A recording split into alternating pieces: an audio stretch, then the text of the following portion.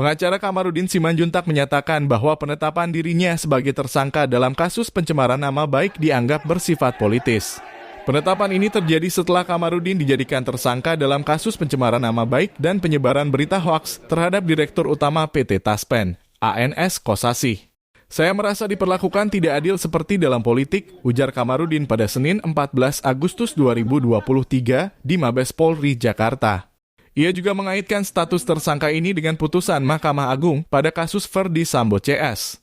Kamarudin juga merupakan pengacara keluarga Brigadir J atau Nofriansyah Yosua Huta Barat yang merupakan korban rencana pembunuhan oleh Ferdi Sambo. Kamarudin mengaitkan putusan dalam kasus Ferdi Sambo dengan penetapan status tersangkanya, menyoroti bahwa putusan tersebut mendapatkan potongan hukuman 50% sementara dia ditetapkan tersangka secara bersamaan. Ia mempertanyakan dasar penetapan tersangkanya oleh penyidik Bareskrim dalam dugaan kasus pencemaran nama baik. Kamarudin mengungkapkan bahwa ucapan yang diduga menjadi dasar penetapan tersangka dinyatakan ketika ia menjadi pengacara bagi istri Kosasih. Ia menyoroti bahwa istri Kosasih Rina Lewi belum diperiksa oleh penyidik, namun Kamarudin telah ditetapkan sebagai tersangka terlebih dahulu. Meskipun wanita-wanita ini belum diperiksa, mengapa pada tanggal 15 saya langsung dijadikan tersangka? Saya juga mendesak agar Direktur Utama Taspen dipecat hari ini, tegasnya. Martin Lucas Simanjuntak, kuasa hukum Kamarudin, juga menuntut agar kliennya tidak ditahan usai pemeriksaan sebagai tersangka.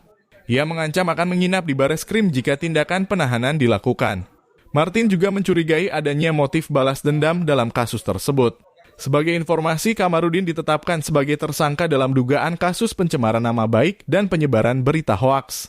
Penetapan tersangkanya berdasarkan laporan yang terdaftar dengan nomor LP-B-1966-IX-SPKT-Polres Metropolitan Jakpus-Polda Metro Jaya pada 5 September 2022. Laporan ini berasal dari sepotong video yang beredar di media sosial, di mana Kamarudin mengeluarkan pernyataan kontroversial tentang wanita simpanan dan dugaan dana besar yang disiapkan oleh Dirut Taspen untuk kampanye calon presiden pada Pilpres 2024. Kamarudin juga pernah diperiksa sebagai terlapor oleh Ditipid Siber Bareskrim pada Kamis 5 Januari 2023.